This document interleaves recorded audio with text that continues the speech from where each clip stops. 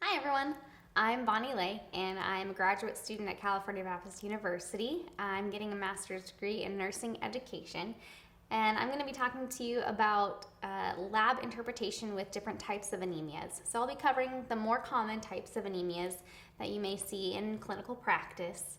I'm going to start out with a few definitions and then the structure of the hemoglobin molecule before I go on to discussing different types of anemias. So first of all, anemia is a reduction of the total circulating red blood cell mass, or a reduction in the quality or quantity of hemoglobin.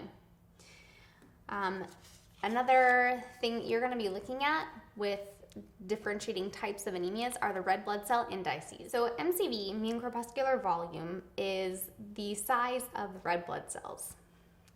MCH is mean corpuscular hemoglobin, and it looks at the amount of hemoglobin per red blood cell. MCV and MCH parallel one another, so usually you'll look at one or the other, not necessarily both. Most clinicians, I think, use MCV instead of MCH.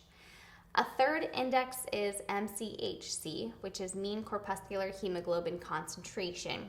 This is the proportion of each red blood cell taken up by hemoglobin, and it correlates the hemoglobin content with the volume of the cell. Another index you may see is RDW, red cell distribution width.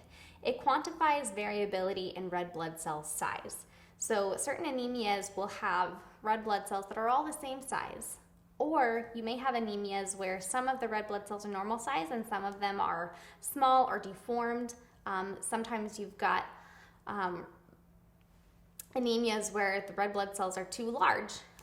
So your RDW will tell you how much variability there is in the size of the red blood cell.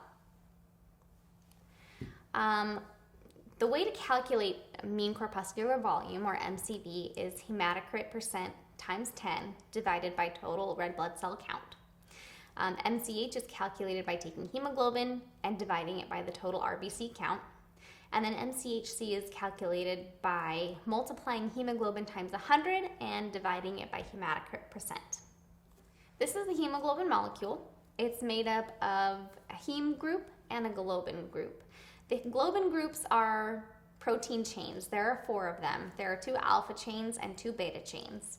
And then the heme group is an iron molecule bound to an oxygen molecule. So each hemoglobin molecule has 4 oxygen molecules bound to it if it's fully saturated.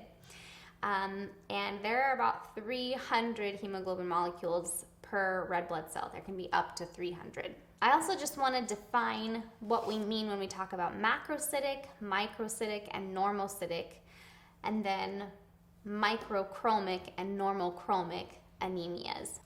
So when we say cytic, we're talking about cell size. So a macrocytic anemia is an anemia where the red blood cell is large. So the reason for that is when you've got megaloblastic anemias, what is happening is the bone marrow is trying to send immature red blood cells into circulation to compensate for the loss of red blood cells.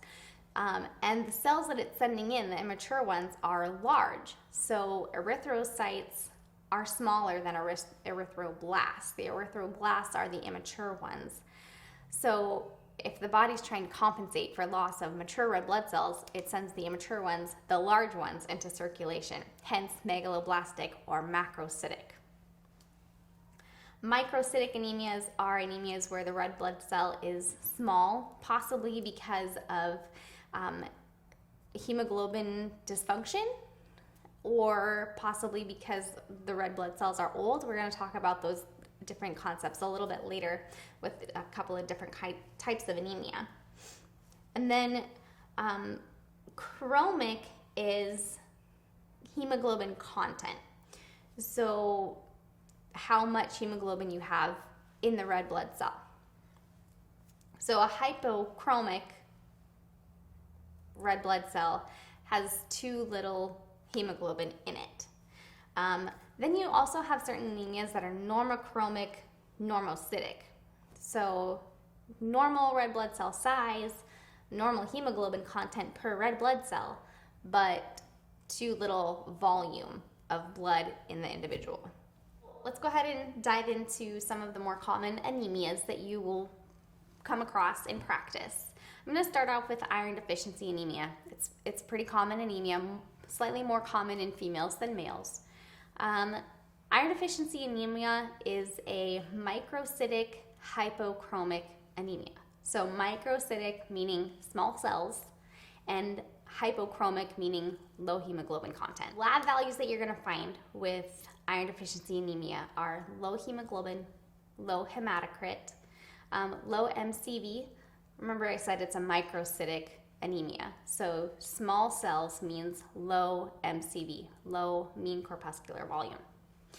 Your MCHC is also going to be low. Plasma iron will be low because remember this is iron deficiency anemia. Total iron binding capacity is high. You don't have as much iron in your serum, in your blood, so the capacity for hemoglobin to bind to iron is increased. It doesn't have as many iron molecules to grab onto, so the capacity is high.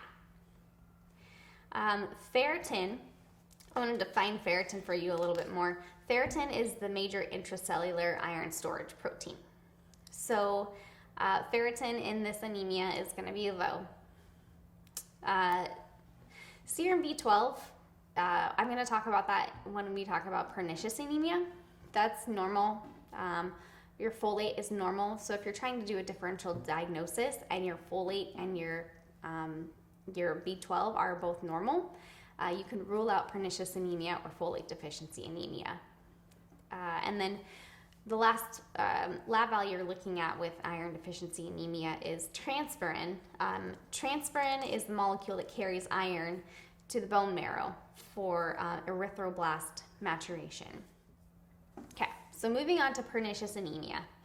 Your hemoglobin is low, your hematocrit is low, your MCV is high.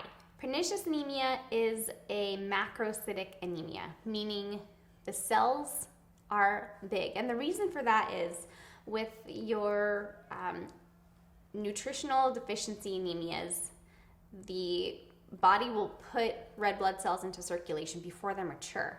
So as I said earlier, erythroblasts, the immature red blood cells, are big.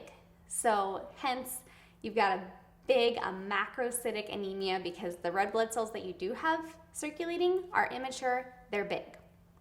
So that's why your MCV is high. Your MCHC will be normal or high, so it doesn't affect the concentration of hemoglobin per red blood cell. Plasma iron is high. Total iron binding capacity is normal, doesn't affect that. Ferritin is high. Serum B12, which is also known as cobalamin, is going to be low. This is pernicious anemia, which is the same thing as vitamin B12 anemia. You've got low vitamin B12. Folate is normal, so if you're trying to differentiate between pernicious anemia versus folate deficiency anemia, look at vitamin B12 versus folate. If folate is normal, B12 is low, you're going to go with pernicious anemia. And then the transferrin is going to be slightly high. Moving on, I'll talk about folate deficiency anemia. With this deficiency, your hemoglobin and your hematocrit are both going to be low. Your MCV is high. Again, it's a nutritional deficiency anemia, which means that the body is sending red blood cells into circulation before they're ready, before they're mature. They're immature, so the cells are big. Hence, MCV is high. MCHC will be normal or high. Plasma iron is high. Total iron binding capacity is normal. Ferritin is low. Vitamin B12 is normal, and folate is going to be low. That's how you can differentiate between pernicious anemia and folate anemia when you look at the labs. And then transferrin is going to be slightly high again. Aplastic anemia is hematopoietic failure or bone marrow aplasia. It causes peripheral pancytopenia. So not only are your red blood cell levels going to be low, all of your blood cell levels will be low with aplastic anemia. Hemoglobin and hematocrit will be low or normal. MCV will be normal or slightly high. Again, you've got some immature red blood cells getting sent out into circulation. MCHC will be low. So the amount of hemoglobin per red blood cell is on the low side. Total iron binding capacity is normal. Ferritin is normal. Serum B12 is normal. Folate's normal. And transferrin is normal. Next, we have acute blood loss anemia. So this is where your patient, your individual has lost blood volume because of trauma or because of something like a GI bleed. It could be a postpartum mother, postpartum hemorrhage. So hematocrit and hemoglobin will be low or normal. It might take a good deal of volume loss before you actually see it reflected in the hemoglobin and hematocrit. MCV may be slightly low as the body tries to put more red blood cells into circulation before they're ready. MCHC will be low or normal. All the rest of the labs here, plasma iron, total iron binding capacity, ferritin, serum B12, folate, transferrin, they're all normal because the problem is you've got a volume loss, not nutritional deficiency or a problem with how the hemoglobin is synthesized. In hemolytic anemia, you've got a disease process that's causing rupture of red blood cells. So think of hemolytic disease of the newborn. Hemoglobin and hematocrit will both be low. MCV is normal or high. Again, the body is trying to send immature red blood cells into the circulation to compensate for the loss of normal red blood cells. MCHC will be low. Plasma iron is normal or high, and the rest of the labs are normal. Total iron binding capacity, ferritin, serum B12, folate, and transferrin, all normal with hemolytic anemia. Finally, I'm going to talk about anemia of chronic disease a little bit.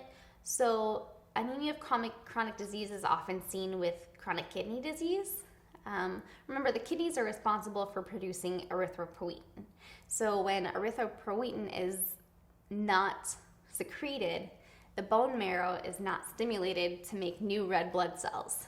So hence, you've got anemia because there's not enough new red blood cells in circulation.